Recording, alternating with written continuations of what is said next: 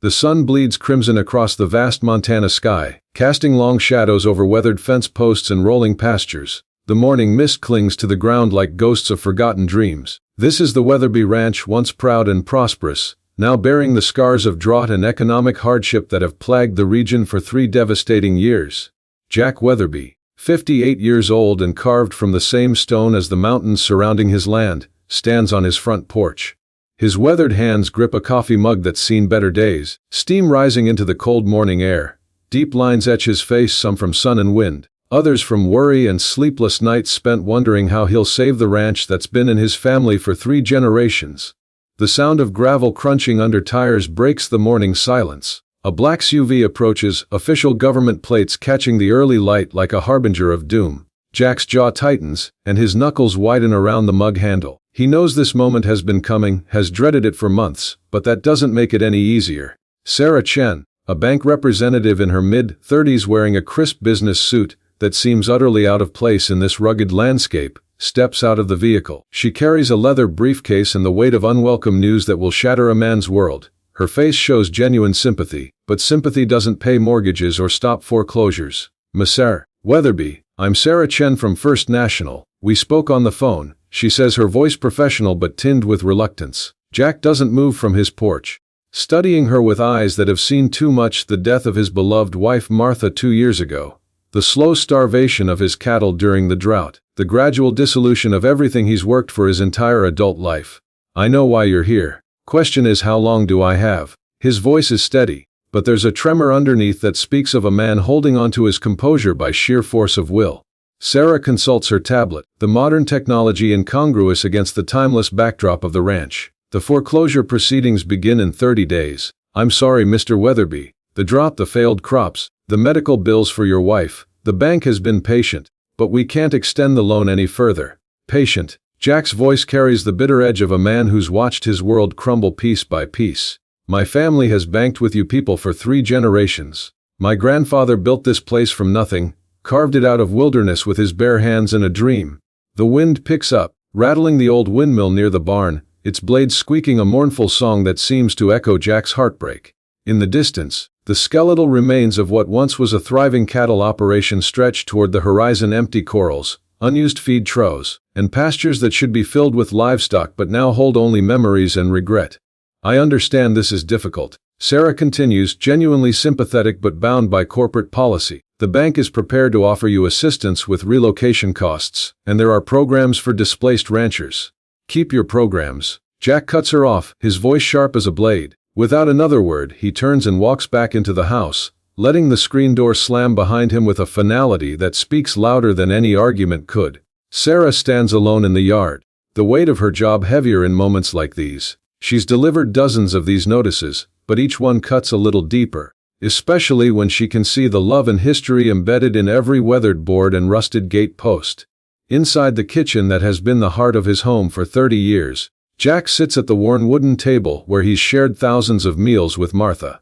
The room tells the story of their life together, faded photographs on the refrigerator showing happier times, a calendar marked with doctor's appointments that came too late, pill bottles lined up on the counter like tiny soldiers in a war they ultimately lost. A framed photo of Martha sits prominently on the table, catching the morning light.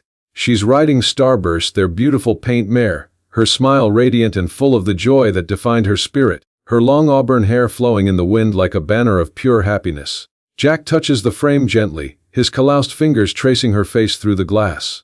Don't know what to do, darling, he whispers to the photograph.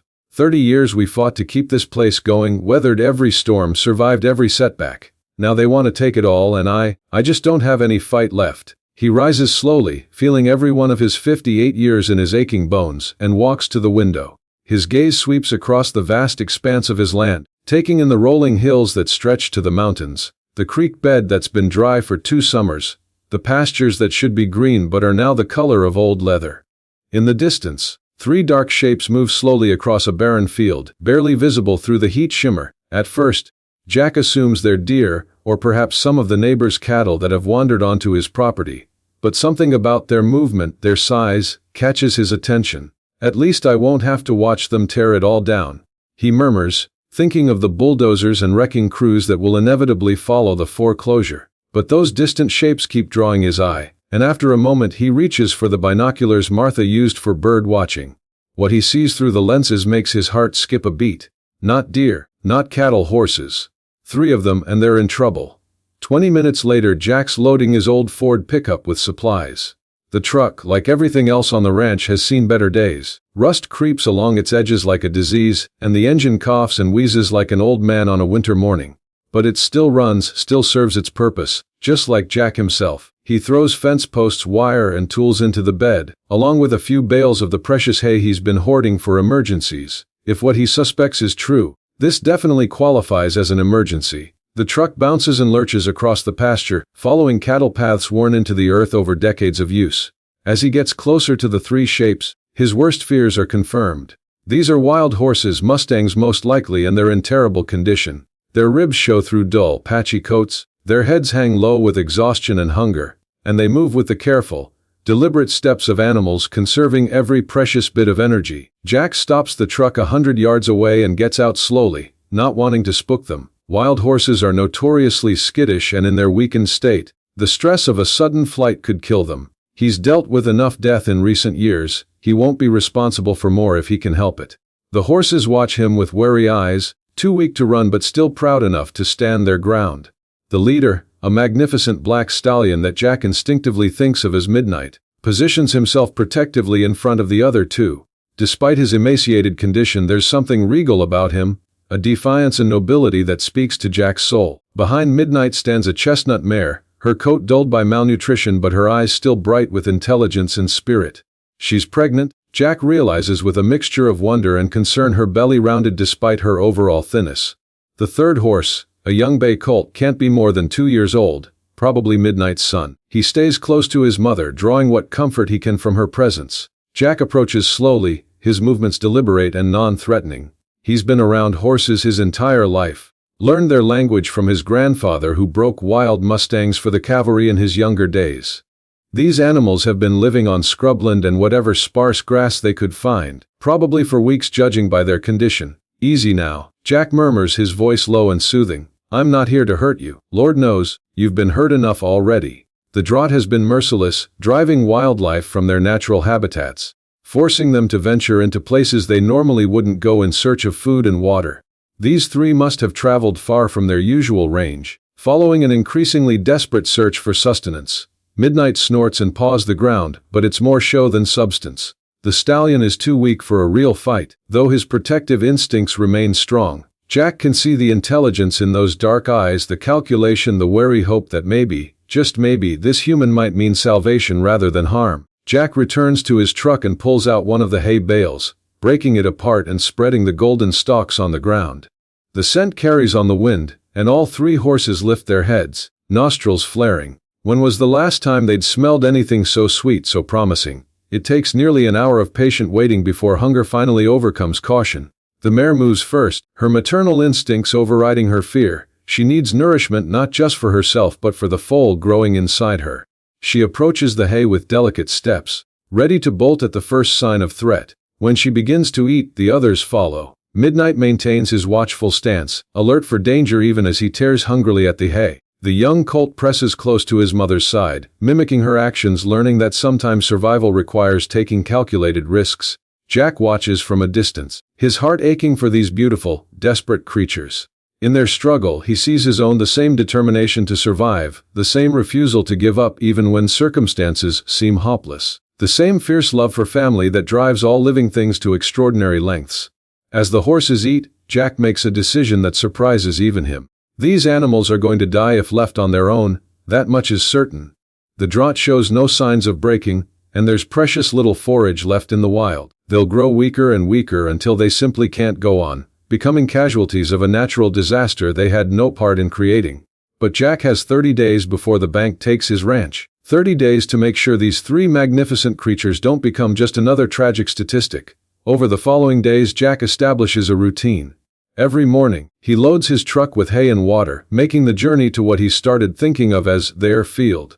The horses are still wary, still wild, but they've learned to associate his arrival with food, and their desperation has begun to overcome their natural fear of humans.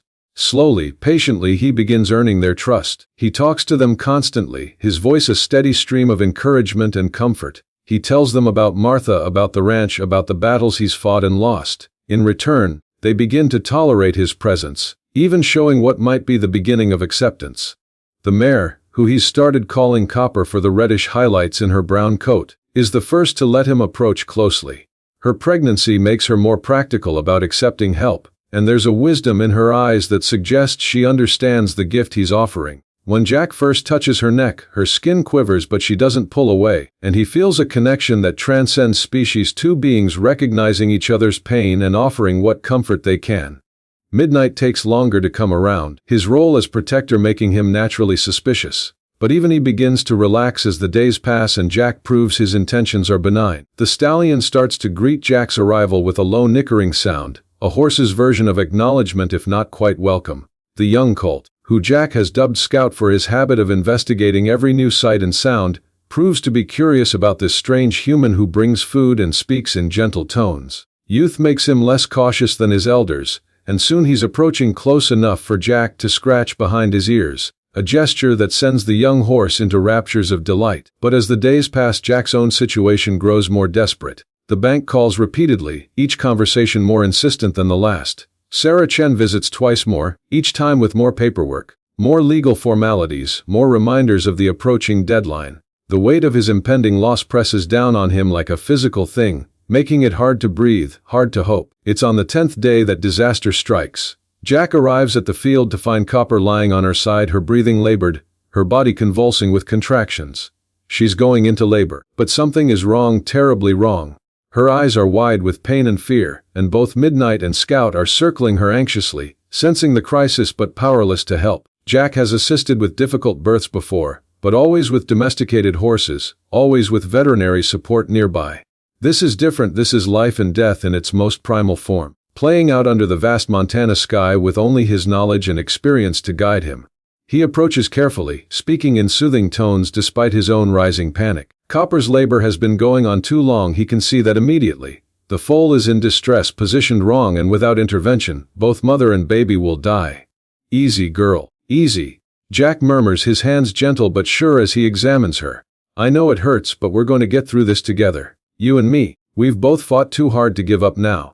The next 2 hours test every skill Jack has ever learned about horses, about life, about the delicate balance between existence and oblivion. With Midnight and Scout watching anxiously from nearby, he works to save 2 lives that have somehow become as important to him as his own. When the foal finally emerges, a beautiful bay filly with her father's black mane and her mother's intelligent eyes, Jack feels tears streaming down his face. Copper, exhausted but triumphant, begins the ancient ritual of cleaning her baby, her motherly instincts taking over despite her weakness. There she is, Jack whispers, his voice thick with emotion. There's your little girl, Copper. She's perfect, absolutely perfect. The filly, who Jack immediately thinks of as Dawn for her timing and the hope she represents, struggles to her feet within the hour. Her legs are long and wobbly, but there's determination in every movement, a will to live that mirrors her parents' own strength. As Jack watches the small family bond, Midnight nuzzling his new daughter while Copper recovers her strength, something crystallizes in his mind. These aren't just wild horses anymore, they're family. His family. And family doesn't abandon family, no matter what the circumstances. That night, Jack sits at his kitchen table with a bottle of whiskey and a legal pad, working out calculations that don't add up no matter how he arranges the numbers.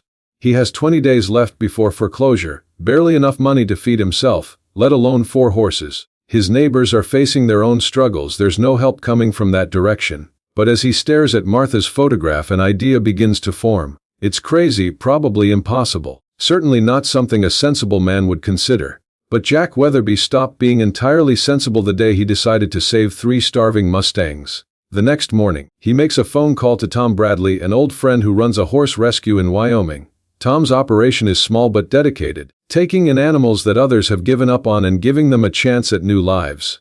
Tom, it's Jack Weatherby. I need to ask you about something, and I need you to hear me out before you say no. The conversation that follows is difficult, emotional, and ultimately transformative. Jack explains about the horses, about the foreclosure, about his need to find them a safe place before he loses everything. Tom listens without judgment, understanding that this isn't just about horses, it's about a man's last chance to do something meaningful in the wreckage of his dreams. Thing is, Jack, Tom says finally, I'm full up right now, and taking on 4 horses, especially with a new foal, that's a big commitment, but I might know somebody who could help.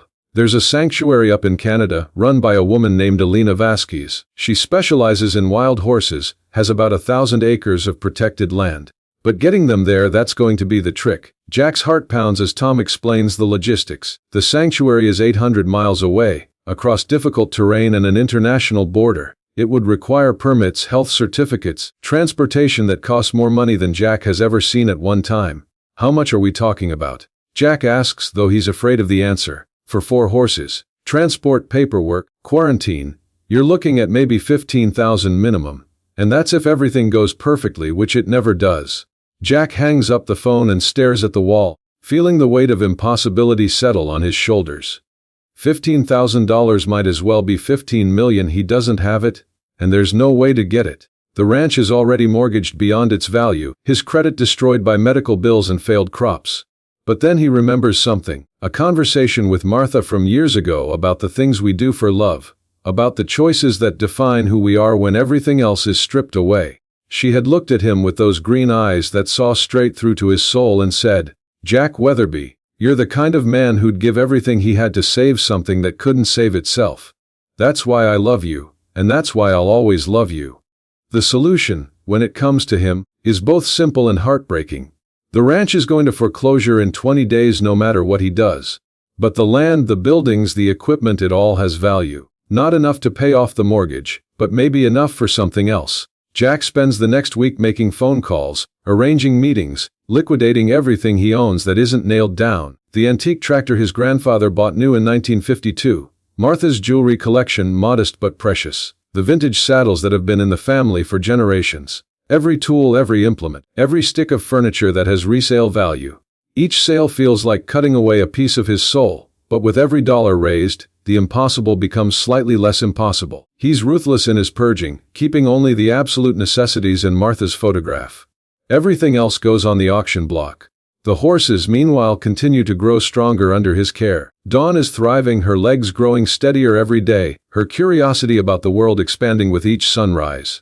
Copper has recovered well from the birth, her maternal instincts fierce and protective. Scout is putting on weight, his youthful energy returning as proper nutrition restores his strength. And Midnight, proud Midnight, watches over his family with the dignity of a king, his trust in Jack growing deeper with each passing day. It's during the second week that Jack faces his greatest challenge yet. A late spring snowstorm blows in from the north, bringing with it bitter cold and winds that cut through flesh like knives. The horses, still not fully recovered from their ordeal, huddle together for warmth, but Jack can see their suffering. Without hesitation, he opens the gates to his own property, leading them to the shelter of his barn.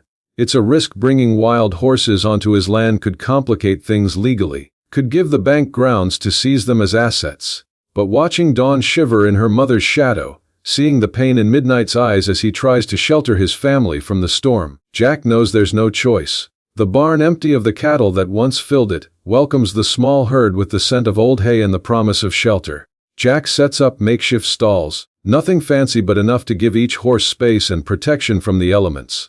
For the first time in weeks, they're all truly warm and dry. That night, Jack sleeps in the barn with them, wrapped in blankets on a pile of hay. He wakes to find Dawn investigating his sleeping form with the bold curiosity of youth, her tiny hooves careful not to step on him as she explores this strange creature who has become part of her world.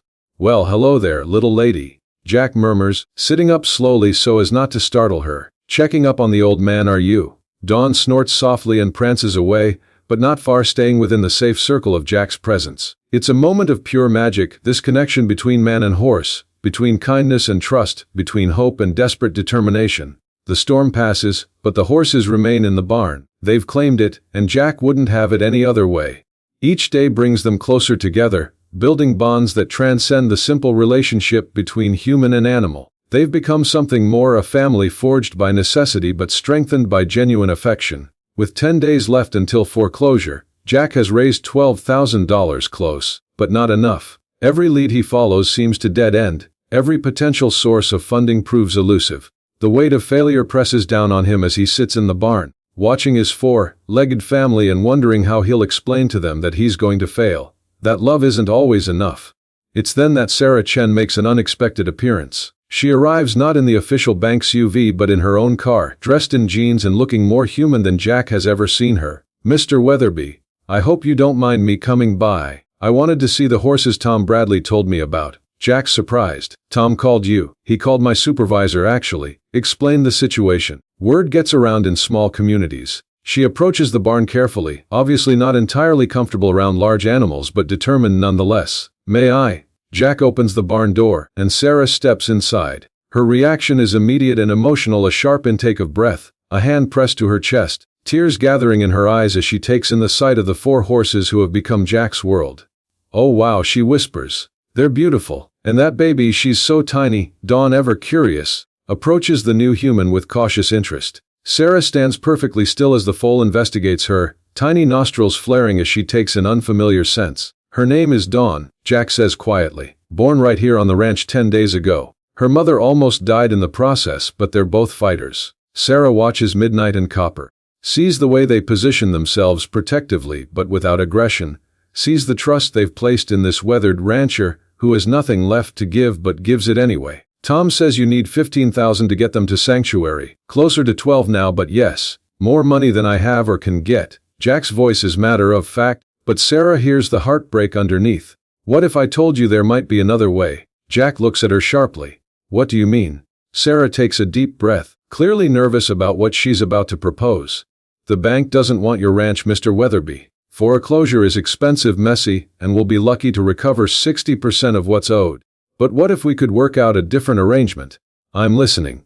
"There's a program fairly new that allows banks to donate foreclosed properties to registered charities for tax benefits. The property has to meet certain criteria: rural location, suitable for wildlife or agricultural use, that sort of thing. Your ranch qualifies." Jack's heart begins to pound, but he forces himself to remain calm. "What's the catch?" "No catch exactly, but there are conditions. The charity has to be legitimate, established, and capable of maintaining the property. And," she pauses, choosing her words carefully, "the current owner would have to agree to stay on as caretaker. Someone who knows the land, understands its needs." The implications hit Jack like a lightning bolt. "You're talking about turning this place into a horse sanctuary." "That's exactly what I'm talking about. Alina Vasquez has been looking for a property in this region, somewhere she can expand her operation. Your ranch has everything she needs: water, pasture, existing facilities. The bank writes off the debt, gets a tax benefit, and 4 horses get to stay home." Jack stares at her, hardly daring to believe what he's hearing. "Why would you do this? Why would you help us?" Sarah's eyes fill with tears as she looks at Dawn, who has decided the bank representative is acceptable, and is now attempting to chew on her jacket sleeve. "Because 20 years ago, my family lost everything in a flood. We had horses then, 5 of them, and my parents couldn't afford to evacuate them when the waters came. I was 15, and I watched those horses drown because we didn't have anywhere to take them, didn't have the money to save them." Her voice breaks. "I became a banker to understand money, to understand how financial systems work, but I never forgot those horses. This is my chance to make sure 5 horses live instead of die." The paperwork takes 3 days to complete, but Alina Vasquez arrives within a week, flying down from Canada to assess the property and meet its current inhabitants. She's a small woman in her 50s with silver, streaked black hair and eyes that have seen every kind of equine suffering imaginable, but her face lights up when she meets Jack's unconventional family. "They're magnificent," she says, watching Midnight demonstrate his protective instincts as she approaches. "And that foal, I've never seen a wild horse baby take to humans so quickly. You've done something special here, Jack." The transformation begins immediately. Elena brings equipment, supplies, and most importantly, hope. The ranch is rechristened the Weatherby Wild Horse Sanctuary, with Jack as its first and only caretaker. Plans are drawn up for expanded facilities, better fencing, rehabilitation paddocks for future rescues.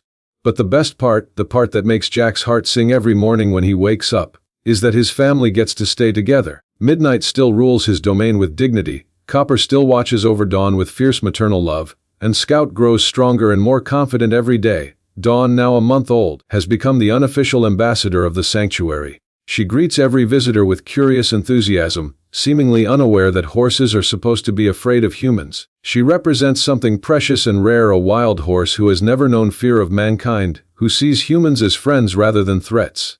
On a warm evening in late spring, Jack sits on his porch, the same porch where Sarah Chen delivered her ultimatum just 6 weeks ago.